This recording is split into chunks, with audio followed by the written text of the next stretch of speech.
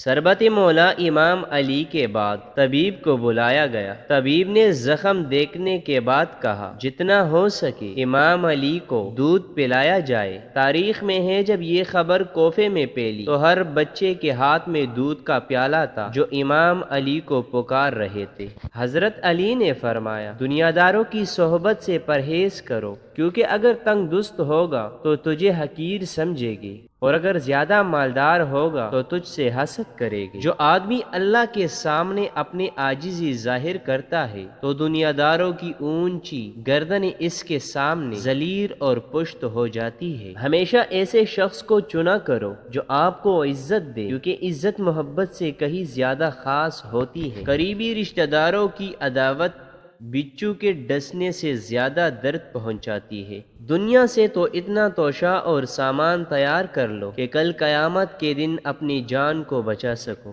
اگر تیرا غلام اللہ تعالیٰ کی نافرمانی کرے تو اسے سزا دے، اور اگر تیرا حکم نہ مانے تو اس سے درگزر کرے۔ جو آدمی اللہ تعالیٰ کی بارگاہ میں عزت پالتا ہے اسے کوئی غالب سے غالب بھی ذلیل اور رسوا نہیں کر سکتا۔ ہر اس دوست پر بھروسہ کرو جو مشکل میں تمہارے کام آیا ہو۔